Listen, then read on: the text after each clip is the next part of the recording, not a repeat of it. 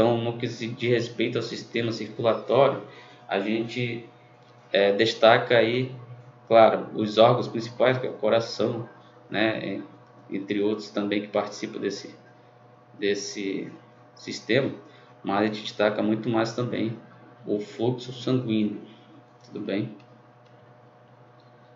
Então aqui no caso existe, para o fluxo sanguíneo ocorrer, destacamos o coração, uma espécie de bomba, pouco aspirante, muito premente, né? Que tem a função ali de promover variação de pressão para que possa levar o sangue tanto para cima quanto para baixo, mas existem outros mecanismos também dentro dos vasos sanguíneos que possibilita, por exemplo, do sangue subir. A gente vai discutir isso muito bem mais adiante. Tem os vasos sanguíneos também que auxiliam no fluxo sanguíneo, que formam uma rede contínua e unida pelo coração. O sangue, uma solução composta por células e várias substâncias, certo? E um sistema de controle autônomo mais ligado ao sistema nervoso central. Tá? Então, nosso objetivo é falar sobre esses 4 componentes importantíssimos no que diz respeito ao fluxo sanguíneo, certo? Uma única frase resume o aspecto principal do tipo de estrutura e função desse sistema em mamíferos. A circulação sanguínea é um sistema fechado com volume circulatório em regime estacionário. Então vamos pensar no sistema de fluido em que o seu movimento ele é fechado, certo? Então não há entrada e saída da substância, pelo menos a gente não considera entrada e saída de substância em uma região onde há deslocamento de fluido, e assim a gente pode considerar que todo o tipo de movimento sanguíneo é um sistema de regime estacionário, certo?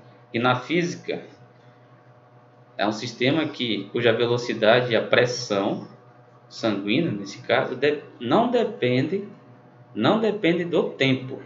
Ou seja, naquela região ali, a velocidade sanguínea ou a pressão sanguínea, ela não varia com o passar do tempo, certo? Pelo menos não há essa dependência com o tempo, mas por algum fator externo poderá acontecer uma variação. Mas em condições normais, vamos dizer assim, não há variação tanto da pressão quanto da velocidade naquela região específica, certo? Sempre há uma saída e entrada de fluido de sangue contínua, certo? Sem mudança de volume específico, de forma que essa velocidade pode alterar com o passar do tempo ou até mesmo a pressão, certo? Isto quer dizer que o sangue está contido em um sistema de bomba hidráulica e vasos condutores sem vazamento. O que entra de um lado é o que sai do outro, certo?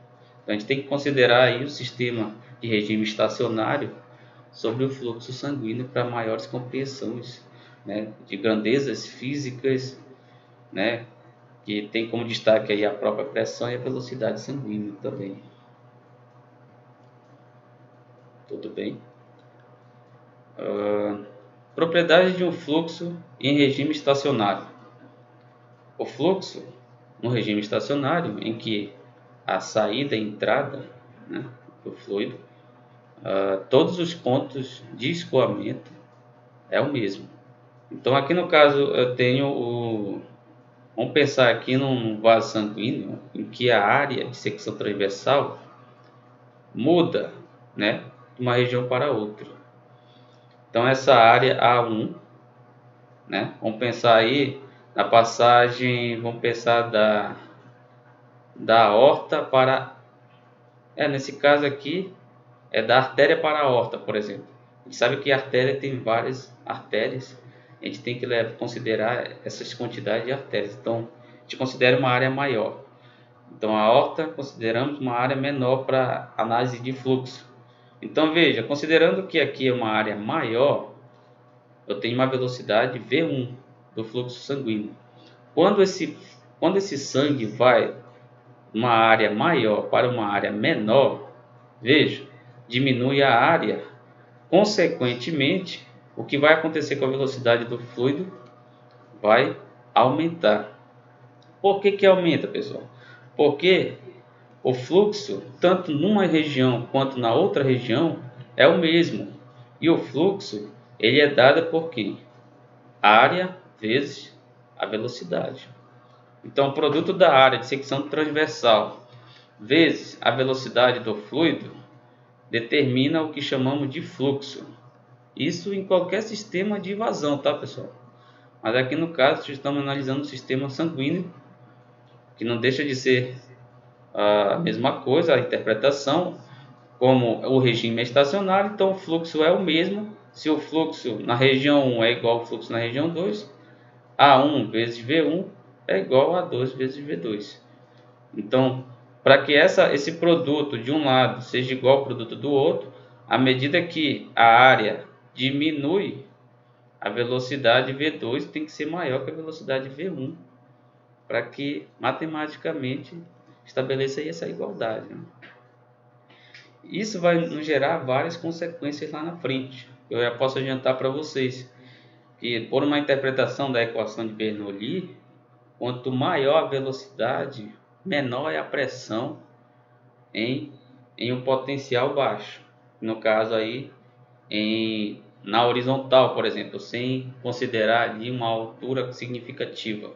Então, na horizontal, a altura é zero, não tem um potencial gravitacional. Então, quanto maior a velocidade, menor é a pressão nessa região. A gente vai ver mais adiante como é que a gente pode relacionar a velocidade com a pressão, nesses fluxos sanguíneos. Tudo bem? Propriedades de um fluxo em regime estacionário.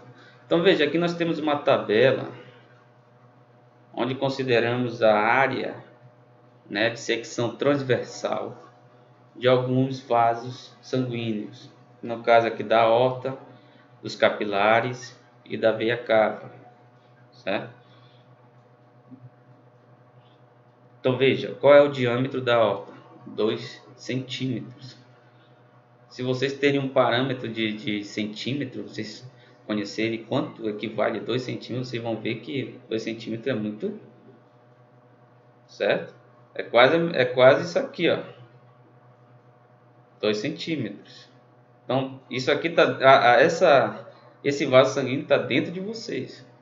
Para vocês verem o quanto, né, a área de secção transversal, quanto que vale a área de secção transversal de uma aorta, né? No caso, isso aqui é consideravelmente igual a uma aorta. Aqui também é igual a uma veia cava, que é 12,4, né, da veia cava. Veja, aqui no caso é o diâmetro de um capilar, que é em torno de 8 milímetros, desculpa, de 8 micrômetros, 8 micrômetros, que no caso esse mi aqui equivale a 10 a menos 6, certo? É 8 micrômetros o diâmetro de um capilar, por exemplo. Mas a gente tem que considerar, para estabelecer a área de secção transversal, para estabelecer o mesmo fluxo, nós temos que considerar a quantidade de capilares existentes ali, que é em torno de 12 bilhões de capilares, que são veias bem mais, uma secção transversal bem menor, que estão muito relacionadas com o transporte de substâncias de uma região para outra através da própria membrana ali do vaso, certo? Transporte de oxigênio, de dióxido de carbono, está muito relacionado com os capilares, tá? Estão muito mais distribuídos no corpo, certo? Então a gente tem que considerar os 2 bilhões de capilares, e aí em torno de 2 bilhões, e considerando todos esses capilares, nós temos uma área de secção transversal equivalente a 2.200 centímetros quadrados, certo? Para estabelecer um fluxo, nós temos que considerar o que? 0,02 centímetros por segundo a velocidade né, do sangue pelos capilares. E assim a gente calcula, por exemplo, o fluxo de cada um. Por exemplo, o fluxo na aorta, a velocidade é de 28 centímetros por segundo, vezes a área de secção transversal da aorta, que consideramos aqui uma unidade. Nós estabelecemos o que? O fluxo de 84 mililitros por segundo. Certo? Então, 84 mililitros de sangue passando a cada segundo por uma região é justamente o valor do fluxo sanguíneo que passa pela aorta, certo? Aqui nos capilares é em torno de 88 mililitros por segundo, certo? Considerando mais de 2 bilhões de capilares e essa velocidade sanguínea, certo? Os capilares, que pode muito bem determinar esses valores também de velocidade sanguínea. A gente estabelece aqui o fluxo, que é em torno de 88 mililitros por segundo. E na veia cava, a gente estabelece aqui um fluxo de 86 mililitros por segundo, certo? Só lembrando que 1 centímetro cúbico equivale a 1 mililitro. Então a gente já está fazendo aqui a conversão de centímetros cúbicos para mililitros. Tudo bem?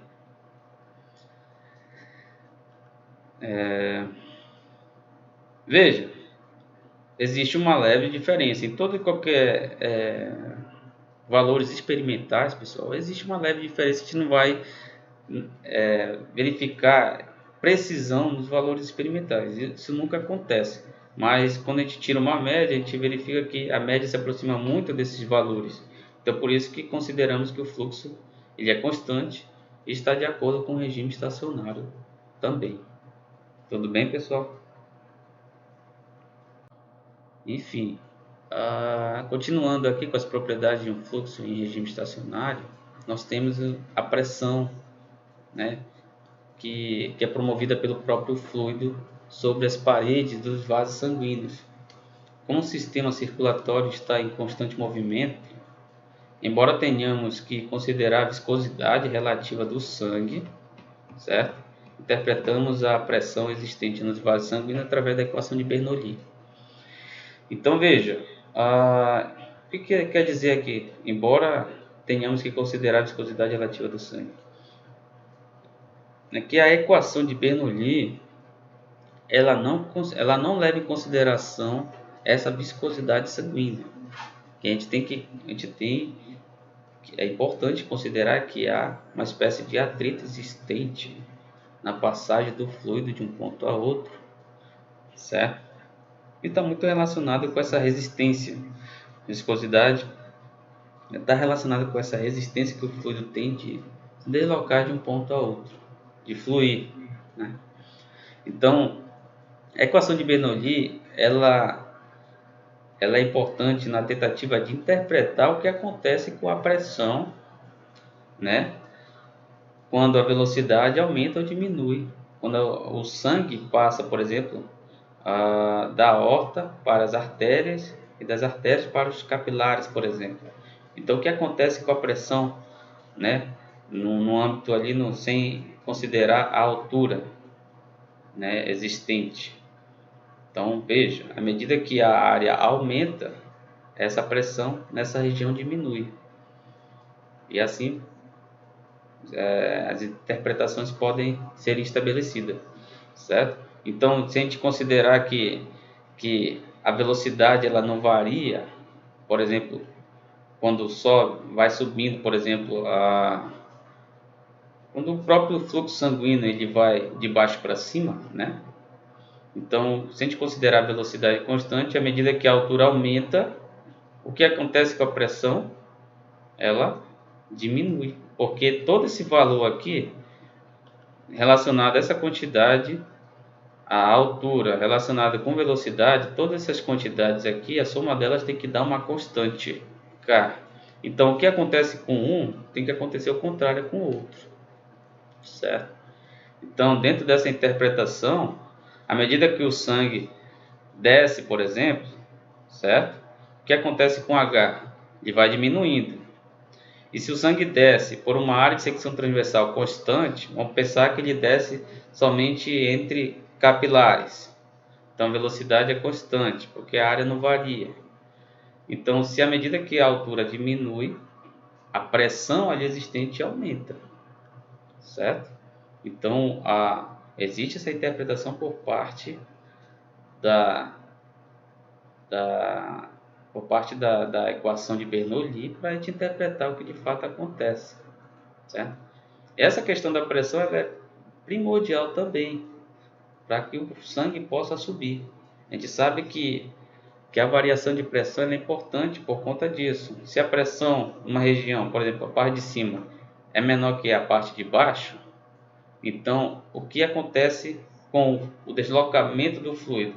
O deslocamento do fluido ele vai da região de maior pressão para a de menor pressão. E isso facilita com que o sangue suba, certo? Ele retorne, né, em pequenas circulações e em grandes circulações sanguíneas. Tudo bem? Então, é essencial a equação de Bernoulli para interpretar esse mecanismo, no caso do fluxo sanguíneo. Onde a velocidade v, a altura h da circulação sanguínea, promove interpretações para o comportamento da pressão sobre os vasos sanguíneos. Tudo bem? Parede circulatória. Então veja, nós temos dois tipos de sangue, vamos dizer assim. Existe o sangue arterial, que é caracterizado pela grande quantidade de oxigênio existente no sangue. E existe o sangue venoso, que é caracterizado pela baixa quantidade de oxigênio no sangue. Neste caso, o sangue contém muito dióxido de carbono, né? No caso, o gás carbônico. Então veja, aqui nós temos uma imagem do aparelho circulatório mamíferos superiores. Então veja que a gente pode logo dividir aqui em 4 regiões, certo? Onde essa primeira região aqui a pressão é baixa, e essa segunda região também a pressão é baixa. A terceira região a pressão é alta, lembrando lá da equação de Bernoulli, quanto menor a altura, maior é a pressão, e aqui nessa região a pressão é baixa, porque de alguma forma a velocidade, o que está acontecendo com a velocidade, ela está aumentando aí, certo? Ela vai, no caso, o sangue vai subir para veias cuja secção transversal é menor, então a velocidade aumenta, né? Se a velocidade aumenta, cai a pressão. Isso tudo com uma interpretação lá da equação de Bernoulli, certo? E o que é interessante é o seguinte, que veja, pressão, baixa pressão, baixa pressão, baixa pressão, e nós temos só uma região de alta pressão, que é justamente no nosso lado esquerdo, né?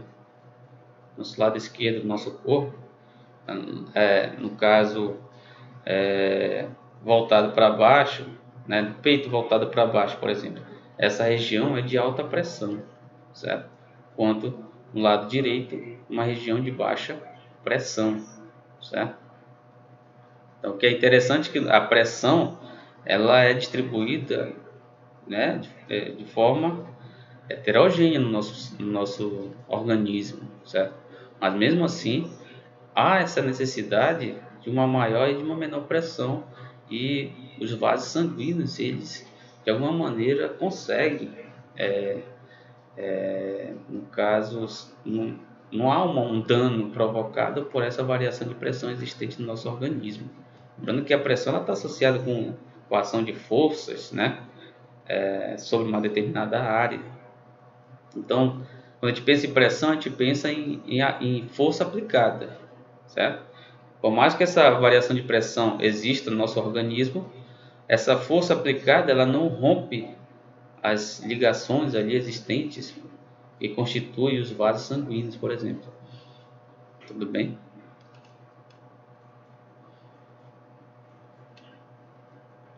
Propriedade de um fluxo em regime estacionário. Aqui há uma distribuição, né, uma outra forma de ver esse transporte sanguíneo de uma região para outra, né? Então, novamente aqui nós temos uma divisão aqui, novamente, aqui no caso é só uma divisão, onde desse lado aqui temos baixa pressão, aqui nós temos alta pressão, certo? E nesse caso aqui há um alto oxigênio, certamente aqui existe a subida do sangue arterial, devido à presença de oxigênio, de muito oxigênio no sangue. E do outro lado é representado que o movimento de sangue venoso devido à baixa presença de oxigênio existente aí, certo? Veja, aqui nós temos baixa pressão embaixo, né? No caso, baixa pressão, e aqui, de alguma forma, como há uma diminuição na altura, há também um aumento nas áreas de secção transversal. Então, quanto maior a área de secção transversal, menor é a velocidade, certo? E de alguma maneira aqui a velocidade vai diminuindo. Lembrando que quanto maior, lembrando que a gente tem que considerar esse grande número de capilaridade que nós temos. Então, por isso que a área de secção transversal a ser considerada aí, ela é muito maior nas capilaridades, nos capilares, né? Em consideração, em comparação com as arteríolas e em comparação com as artérias, certo? Uma coisa que é interessante, veja, aqui nós temos uma região de baixa pressão, baixo valor de oxigênio, mas bem aqui o baixo valor de oxigênio passa em artérias e arteríolas, certo? E aqui no caso ainda consideramos sangue venoso, certo? Então não é interessante relacionar a artéria com sangue arterial, por exemplo, tá? É interessante a gente associar o sangue arterial com a quantidade de oxigênio. Nesse caso é muito maior. O sangue venoso, a quantidade de oxigênio é muito menor, certo? O que mais eu tenho que falar aqui? Veja que quanto maior a quantidade, maior a área de secção transversal, baixa pressão devido ao baixo energia potencial. E aqui, no caso, o que acontece com a velocidade nesse caso vai de alguma maneira aumentando, certo? E o potencial vai aumentando aqui, mas a velocidade vai diminuindo e vai mantendo assim uma alta pressão.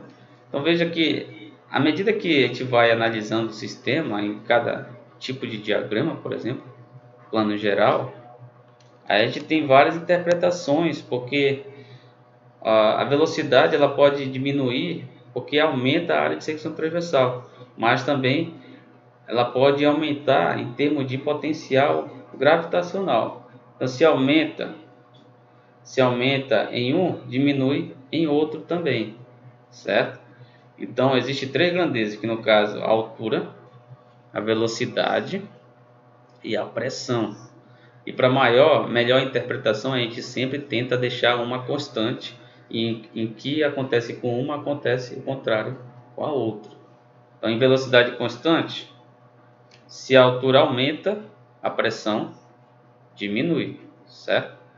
E assim sucessivamente. Mas temos que considerar também que a velocidade pode estar diminuindo aí, fazendo com que a pressão aumente em certas regiões, certo? De nível cujo a energia potencial seja alta, né? Ou seja, temos que considerar a altura nesse caso, certo? Tudo bem? Mas a nível de interpretação é interessante sempre deixar uma das grandezas físicas constante, certo?